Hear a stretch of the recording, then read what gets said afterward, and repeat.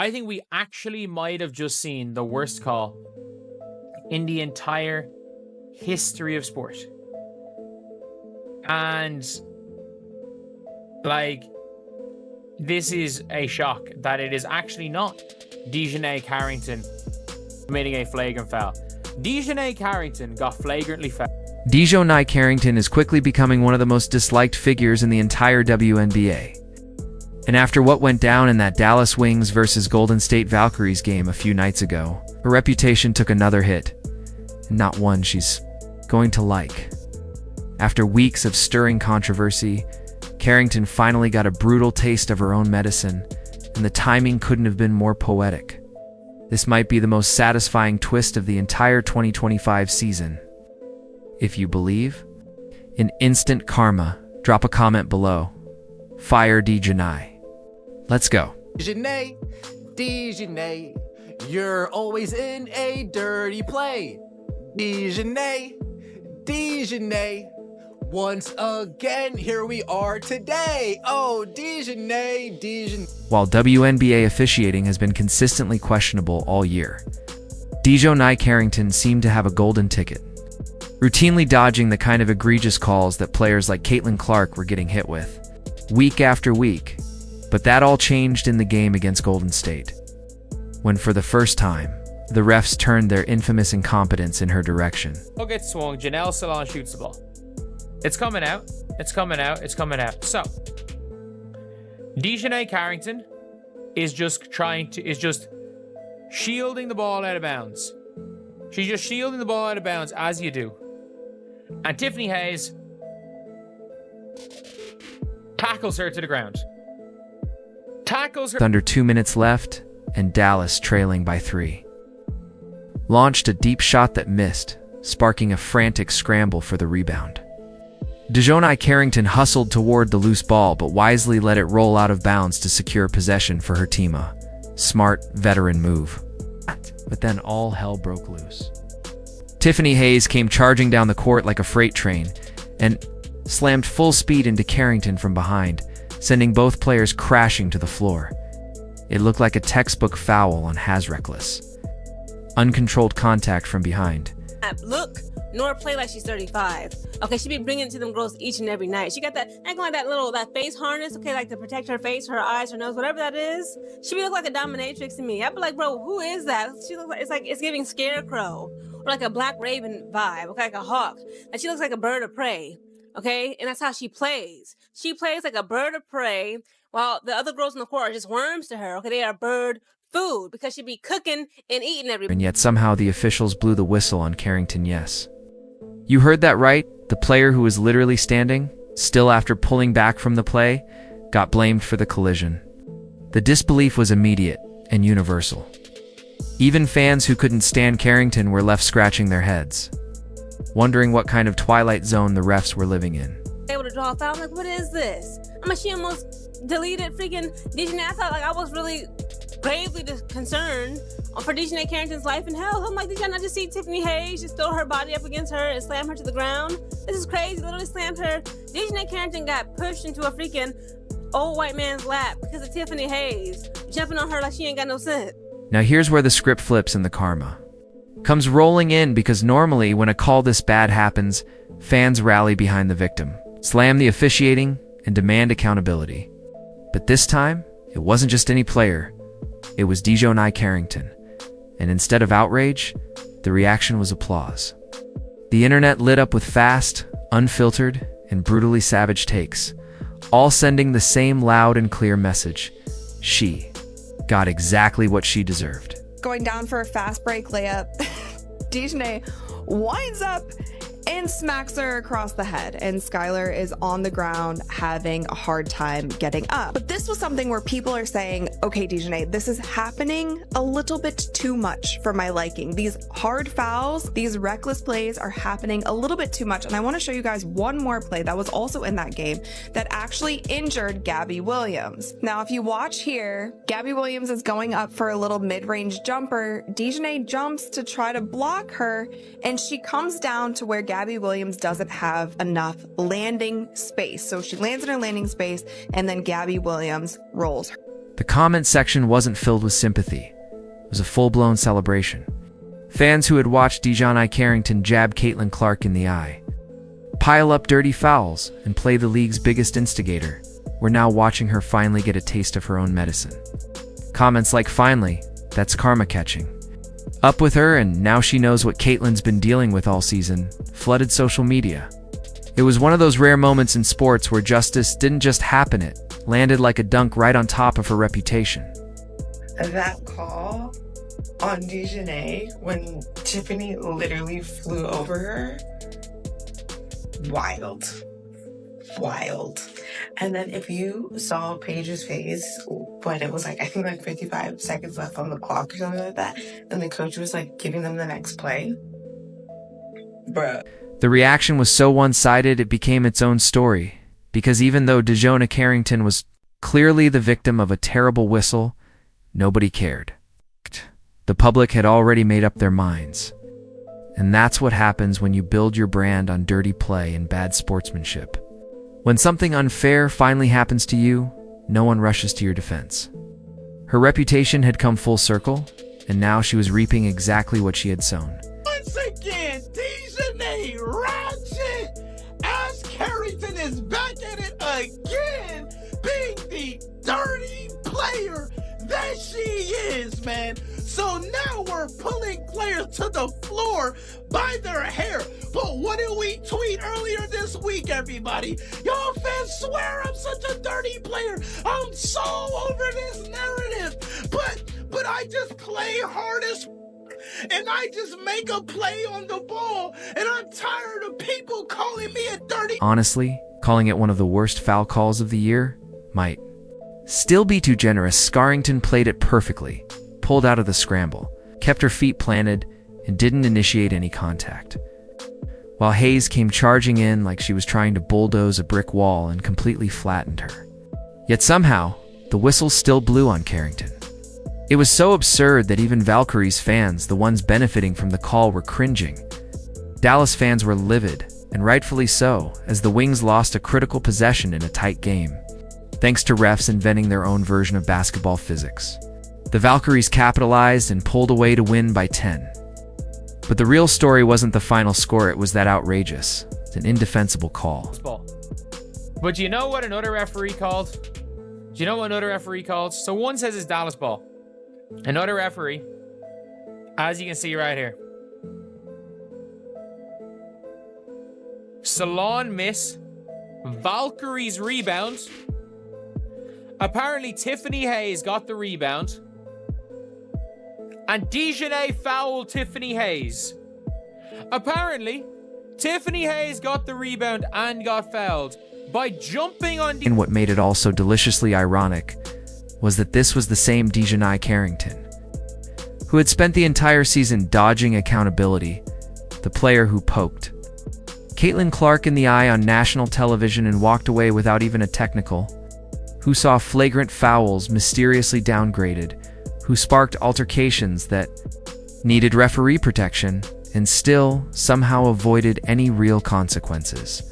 And now, after months of dishing it out, she finally had to take some backhand on one of the most pivotal plays of the night.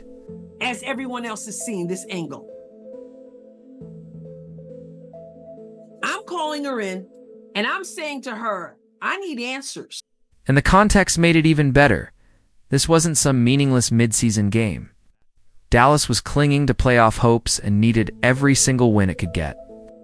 That terrible call where Carrington got whistled for literally standing still triggered a momentum shift that helped Golden State seal the victory.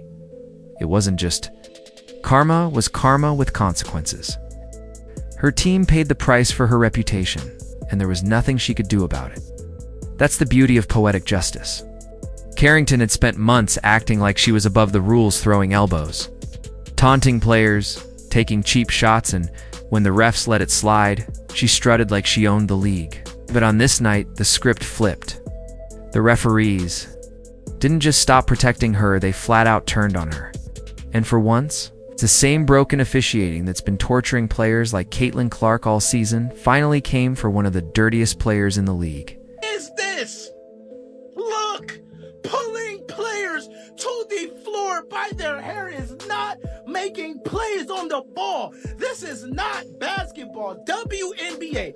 When is she going to get fined, suspended, or kicked out of the league for this reckless behavior? This is the 4th incident. The Lynx incident, taking out Ariel Atkins, taking out Skylar Diggins, and now the LA Sparks. When is it gonna stop, man? When is accountability gonna be taken for her being the dirty player and ratchet they see? Normally, when a player gets hosed by the refs, there's an unspoken expectation that the basketball community will at least show some sympathy. Fans speak out on social media. Analysts break down the replay to expose how bad the call was. The player often becomes a symbol of how officiating failures hurt the league. But in DiJonai Carrington's case, cricket's actually worse than crickets. The overwhelming reaction was, that's what she gets. That says everything about how little goodwill she's built up around the league. When fans are more entertained by your misfortune than outraged by a blown call, you've officially crossed into villain territory, and it's a sign that people are starting to lose faith, not just in certain players, but in the WNBA's ability to enforce fairness at all. In the face, the nose, I don't know which takes precedent. Oh, see, it's the hit the ball and then it's the pull back. They're showing it on the Jumbotron at a different angle that sort of looked like, watch after Carrington goes for the block, watch her pull back right here. And that's the part that I don't know if you separate that. Do you see? The truth is, fans should be upset about a blown call no matter who it happens to. Because if the league wants to be taken seriously, it has to stand on the principle that justice matters, even when the person getting screwed is someone you don't like. But Carrington's case proves we're not there yet. Instead of demanding better officiating, fans were content watching. Karma finally show up, and that reveals something deeper is broken. Carrington became the lightning rod for years of pent-up frustration, not just because of her on-court behavior, but because of the league's refusal to hold her accountable. Her reckless, often borderline dangerous style of play made her the perfect symbol for what many fans see as a larger cultural problem in the WNBA: the absence of real consequences. And when the league allows that kind of reputation to fester, it shouldn't be surprised when fans cheer a bad call instead of protesting it. That's not healthy for any sport, period. How many times DiJonai Carrington wants to get on her social media and want to claim that she's the victim and that she's not a dirty player. The league has rescinded fouls. Yeah, the league's rescinding flagrant fouls on you because it's run by a bunch of cowards. They're flagrant fouls. They're dirty plays. They're trashy plays. Someone's going to get very physically injured. At this point, DiJonai Carrington, forget about it. You won't be. From a pure basketball perspective, this raises serious red flags, because if a playoff race can be tilted by a call that bad in a game that close, how are fans supposed to trust the outcomes at all? The idea that wins and losses can hinge not on talent or strategy, but on officiating blunders, puts the league's legitimacy in real jeopardy. And if the WNBA wants to grow and be taken seriously as a mainstream sport, it simply can't afford to let that slide. That one moment when fans collectively shrugged off an egregious call because they didn't like the player involved was more than just a viral reaction. It was a warning shot. The league's credibility is hanging by a thread, and everyone knows it. So now what? What's next for DiJonai Carrington? Because this wasn't just a hit to her image. It was a turning point. Sure, critics are enjoying the irony right now, but it doesn't erase the larger concerns about how she's perceived across the league. And in fairness, Carrington is a legitimately skilled player. She didn't win Most Improved by accident. Her defense when locked in is elite, and her offensive game has come a long way. But all that growth is being drowned out by the controversy surrounding her behavior. When even your own fans won't defend you after a clear officiating blunder, that's a serious problem. Carrington's path forward has to start with a reality check, because right now, her reputation is doing more harm than good. That might be, that is the worst call I've ever seen in basketball. That is actually the worst call I've ever seen in basketball. She just jumped through her. Like, she knew. Like, it is what it is. People will shield or get in the way of the ball and stand there. She just jumped over the back. Worst case scenario, it's an over the back foul. Worst case scenario, it's an over the back. Like, it is at least a foul on Tiffany Hayes, if not a... And the league should take notes too. There are some hard lessons here that the WNBA can't afford to ignore. First, the officiating. It's been said before, but now it's screaming for attention. Blown calls happen in every sport, but when they consistently affect games in critical moments, and worse, when they seem to target or protect specific players, you're playing with fire. A professional league cannot allow this level of inconsistency and expect to be respected. Second, the disciplinary system. Carrington didn't develop her reputation in a vacuum. The league let her get away with eye pokes, flagrant hits, and post-game antics without any real consequences. If the WNBA had stepped in early and enforced standards, maybe this entire situation never explodes like it did. Finally, the trust gap. Fans are no longer convinced that wins are being earned cleanly. That's a serious branding problem. If karma becomes more satisfying than fairness, you've officially got a trust issue with your audience. Of course they're rescinding the fouls. That's what this league does. All right? Look, people can tell the difference between physical play and dirty play. And now there's a laundry list of evidence. Look, at this point, DiJonai Carrington should have been suspended, fined multiple times over. Of course they won't. Now we're gonna hit you with a flagrant, and then behind the scenes we're cool. We're cool. We're gonna rescind. And let's be real, the shadow of Caitlin Clark looms large over all of this. You can't talk about DiJonai Carrington's downfall without revisiting the moment that started it all. The infamous eye poke in September 2024. That was the origin of this entire storm, one of the ugliest plays of the year, made worse by the league's deafening silence. No flagrant, no fine, no statement. Just a superstar rookie getting poked in the face during a heated game and left to handle it on her own. And how did Clark respond? With grace. She didn't complain, didn't escalate, even defended Carrington's intent, and stayed focused on the game. That's why Clark has become the WNBA's ultimate fan favorite. Right. Not just because of her record-breaking numbers or viral highlights, but because she consistently shows composure when the league fails to protect her. Caitlin Clark answered a cheap shot with class. DiJonai Carrington answered criticism with excuses and more aggression. One earned admiration and loyalty, the other fostered resentment. So when Carrington finally got hit with a blatantly bad call, fans didn't see injustice, they saw poetic balance. It didn't erase what happened to Clark, but it sure felt like the universe was finally sending a message. That one moment Carrington getting called for doing absolutely nothing wrong felt like everything coming full circle. Caitlin Clark had to swallow a no call. Carrington had to swallow a phantom foul. And if that's not karma, what is? The timing couldn't have been more symbolic, unfolding just as Clark continues to shine, leading the Indiana Fever with grace, toughness, and elite basketball IQ. She's become the face of the league because she elevates the game both on and off the court.